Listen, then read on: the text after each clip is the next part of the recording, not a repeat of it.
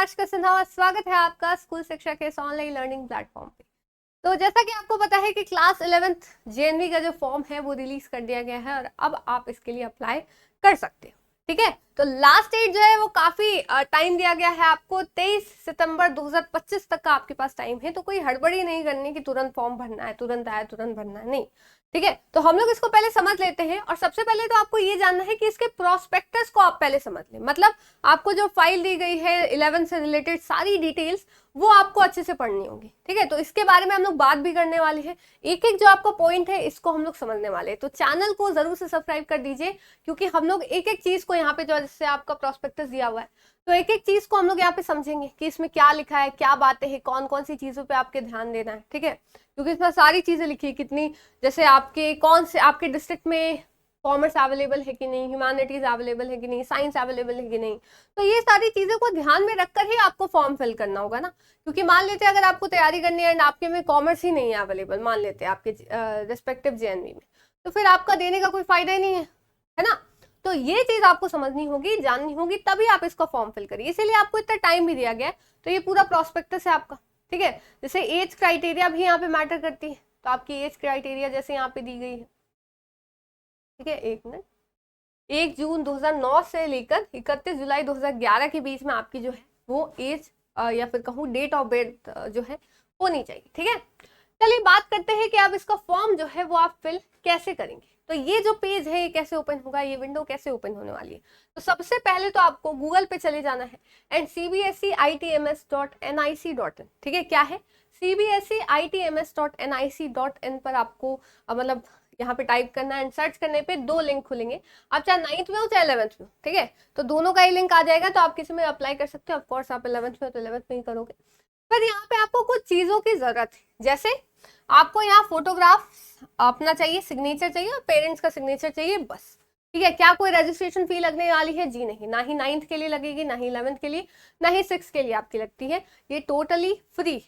फिर आगे आते हैं कि आप इस पर क्लिक करिएगा। ठीक है, तो आपको यहाँ पे इंस्ट्रक्शन देकर आएगा कि अभी जो क्लास 10th में पढ़ रहे हैं, ठीक है, अभी 25-26 वाले सेशन में जो पढ़ रहे हैं सिर्फ वही बच्चे जेएनवीएसटी दे सकते हैं इस साल। ठीक है, ना आप दोबारा दे सकते हो, ना आप पहले दे सकते हो। अभी आप क्लास 10th में हो तभी दे पाओगे। ठीक है, तो यहाँ से आप यहाँ पे आपकी बेसिक डिटेल्स जो पूछी गई, क्लास 10th में आपने कौन से स्टेट में है, ठीक है, डिस्ट्रिक्ट कौन सी, क्योंकि आपको उसी डिस्ट्रिक्ट में मिलेगा। आप कहाँ रहते हो, ये दोनों सेम होना चाहिए आपका, रहने का और क्लास 10th की स्टडी वाला। ठीक है, फिर आते हैं कैंडिडेट जो बेसिक डिटेल्स है, वही नाम पूछेगा आपसे, mobile number, date of birth, email ID. Date of birth आप देख सकते हो जाएगा ही नहीं। ठीक है, ये ऊपर जाएगा ही नहीं, आपकी जो एलिजिबिलिटी क्राइटेरिया है उसके ऊपर देख सकते हैं। एक मिनट देखिए, 2010 या 2011 ही आप सिलेक्ट कर सकते हो, इसके अलावा सिलेक्ट नहीं कर सकते। ठीक है, फिर आते हैं email ID, mother's name, father's name, nationality जो ऑफ कोर्स इंडियन है, क्योंकि सिर्फ इंडियंस को ही यहाँ पे परमिशन दी गई है इसको, इस एग्जाम को देने के लिए। आइडेंटिफिकेशन मार्क पूछेगा, जेंडर, कैटेगरी, ठीक है, address, pin code, telephone number, ये सब। अगर आप दिव्यांग कैंडिडेट से हो तो फिर यहाँ पे आपको डिसेबिलिटी भी पूछा गया है कि अगर आप डिफरेंटली एबल्ड हो तो, ठीक है, दिव्यांग हो तो आपसे कैटेगरी भी पूछी कैसे। अगर 40% से कम हो आप डिसेबल तो फिर वो नहीं मान्य होगा। ठीक है, 40% से जो लोग ज्यादा है उन्हीं को मान्य होगा। यहाँ पे परसेंटेज भी पूछी गई है आपसे। फिर रिलीजन आपको बताना है। ठीक है, फिर एनुअल इनकम जो आपके पेरेंट्स की है वो आपको यहाँ पे बताना है। फिर क्लास 10th की आपसे डिटेल पूछा गया, ठीक है, स्कूल की, तो स्टेट क्या है, डिस्ट्रिक्ट क्या है, स्कूल क्या है, ठीक है, लोकेशन क्या अर्बन है या रूरल है। ठीक है, ये सारी चीजें आपसे पूछी गई है।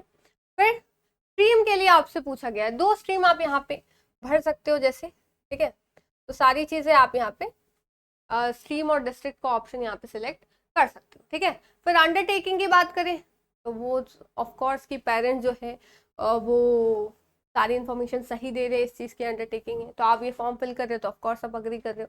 फिर आते हैं आपको फोटो, अपनी सिग्नेचर और पेरेंट्स का सिग्नेचर बस यहाँ पे देना होगा एंड सेव एंड प्रीव्यू पे क्लिक करेंगे तो आपको एक पेज ओपन होगा जहाँ पे सारी डिटेल्स जो आपने दी होंगी वो वहाँ पे शो कर रही होंगी। ठीक है, तो फिर आप उसको एक बार रिव्यू करिए, अगर कोई गलती है तो एडिट करके वापस से आप उसको सही कर लीजिए, नहीं तो आप सेव करेंगे तो आपको आपका रजिस्ट्रेशन नंबर जो है वो शो किया रहेगा, उसको जरूर से सेव कर लीजिएगा। ऐसे आपको यहाँ पे भी दिखेगा, लेकिन वो जरूरी है आपके पास होना, क्योंकि एडमिट कार्ड हो, रिजल्ट हो, आपसे वही चीज मांगेगी, registration number and date of birth, तो उसको याद रखिएगा। ठीक है, तो उम्मीद है आपको ये चीजें जो है वो समझ में आई होंगी। एंड आपके पास जो है एग्जाम डेट जैसे आपकी आ चुकी है कि 7 फरवरी को आपका एग्जाम होने वाला है।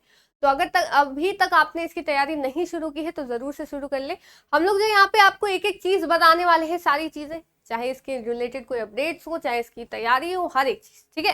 तो अगर आप जेएनवी क्लास 11 की तैयारी कर रहे हैं तो आप हमारा स्कूल शिक्षा ऐप इंस्टॉल कर सकते हैं या फिर नीचे दिए गए नंबर पे कॉल कर सकते हैं, ठीक है। तो उम्मीद है आपको सारी चीजें समझ में आई होंगी। मिलते हैं इसके नेक्स्ट वीडियो में जहां हम लोग इसके प्रोस्पेक्टस को समझ रहे होंगे। फिर मिलते हैं नेक्स्ट वीडियो में, तब तक के लिए thank you so much, bye bye.